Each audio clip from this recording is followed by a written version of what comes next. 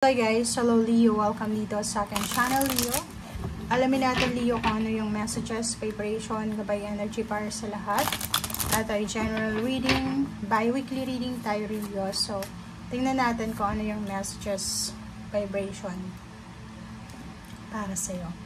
Okay, January 15 hanggang 31, 2025. Number 5, beauty ritual. Nako, Leo.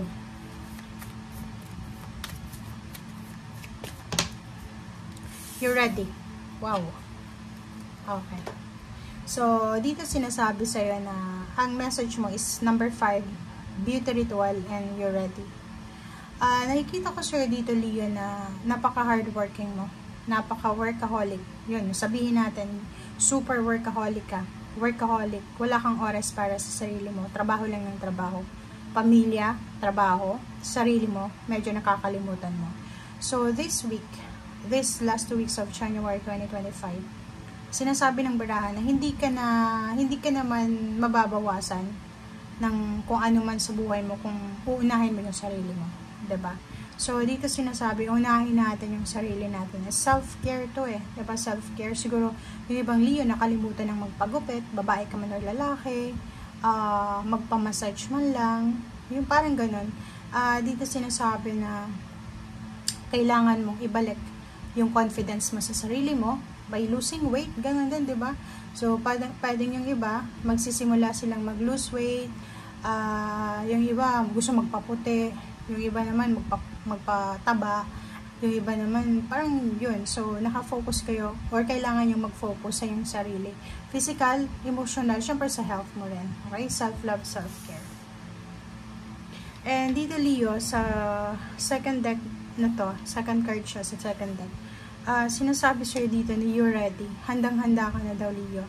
So, kung ano man to na darating sa'yo, it's either, kung business person ka, it's either new contract, new beginnings, or kung ikaw ay nagtatrabaho sa isang company, pwedeng mga bago-bagong offers, like ganon, leadership role, parang ganon, or position. So, sinasabi sa'yo dito na you are ready, 100% ready. Okay, financially, nakikita ko na nahasa ka na sa panahon. Parang ganun. Alam mo tawag doon? Handang-handa ka na kasi sa dami-dami ng pinagdaanan mo, physical, mental, talaga, financial, talagang, ano ka na, pinatatag ka na ng panahon. So, nakikita ko sir dito na sinasabi mo sa 2025 na bring it on 2025 kasi handang-handa na ako. Parang ganun, yung energy mo.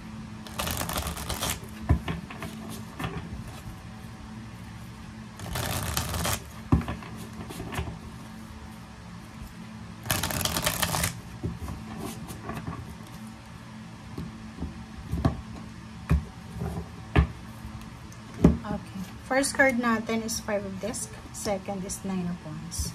Okay. Leo. Meron dito, Leo, mangilan-gilan sa inyo, or pwedeng marami, na relationship or money. Siguro, lumaki kayo, Leo, na ang dami-daming mga pag-aaway regarding money. Diba? Like, pag-aaway sa lupa, pag-aaway ng mga kamag-anak, ng ancestors, ganito. So, dito nakikita ko na this last 2 weeks of January, nakapag-desisyon ka na baguhin ito. Kasi pagod na pagod ka na Diba? At ang 9 of Wands is parang pagod na pagod ka na sa mga financial problems, sa mga financial losses, ganito. Ang nakikita ko, sir, dito, sa last 2 weeks of January, drain na drain, wasted, drain na drain yung energy mo yan. Okay? Parang iniisip mo na, bakit kaya palagi akong namumroblema sa pera? Bakit kaya ang hirap-hirap mag-stay ng pera sa buhay ko? Parang ganun. Or pwedeng yung iba sa inyo dito, Leo, nakikita natin na mayroon kayong mga pinagdaanan na financial problems, and the last 2 weeks of January ay posibleng, ito na yung katapusan. Yung mga heartaches nyo, yung mga losses nyo ay posibleng ma-recover nyo by the end of the month of January 2025. Diba? So, nandito yung The Sun. Sinasabi ng baraha sa'yo dito na you will celebrate sa last 2 weeks of January. Isang milagro. It's a miracle. It's a miracle na posibleng mangyari sa buhay mo. You are ready, diba? So, may isang milagro ang posibleng papasok sa buhay mo. Siya yung pinakamasaya. Ito yung parang mas masaya pa to sa pagkakaroon ng milyon. Hindi ko alam kung but ang blessings na to na parating sa'yo, Leo, ay mas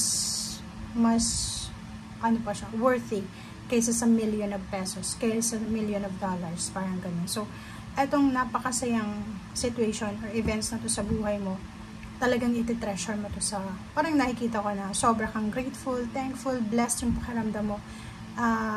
Nakikita ko na dahil dito sa blessings na to na matatanggap mo, sobra-sobra kang magpapasalamat sa Panginoon.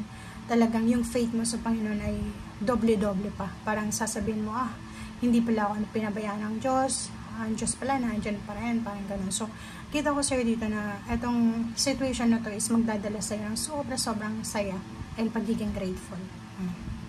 Eight of Cups.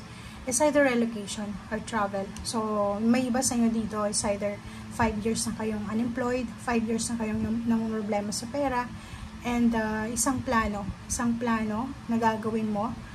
Siguro yung planong ito is matagal mo na siyang iniisip. It's either travel, relocation, migration, or pwedeng iba gustong lumipat lang ng tirahan or lumipat lang ng lugar kung saan sila mas komportable or mas secured. Hindi nila magawa kasi kailangan nila ng pera or kailangan nilang buuin yung decision making. But dito sinasabi na mabubuo mo talaga siya. Okay? Handang-handa ka na para dito sa celebration. Handa ka na para sa pagtanggap ng blessings na to.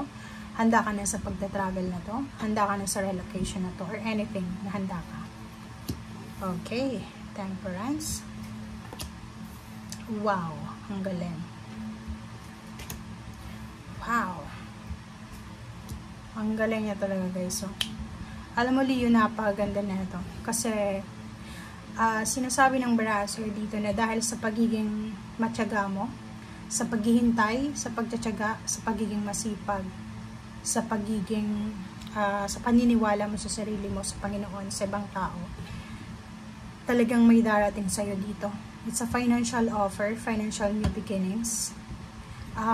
Nakikita ko sa'yo dito, ang tagal mo itong hinintay. It's either 3 years. 3 years kang naghintay, and at last, tapos na siya. Tapos yung paghihintay mo diba? Pwedeng nag-apply ka ng sa isang company, ng trabaho syempre. Tapos 3 years ka nang naghihintay, unemployed ka kasi yun yung gusto mo It's either isa kang engineer, teacher, or kahit anong trabaho to, or kung ano man to, naghihintay ka ng like endings ng kaso, or kailan ba matatapos yung utang mo, babayaran, ganyan to. It's ending, it's a positive ending. So, nakikita ko sir dito na talagang worth it yung paghihintay mo, worth it yung mga sacrifices mo. Okay? So, thank you guys for watching and see you again. Bye!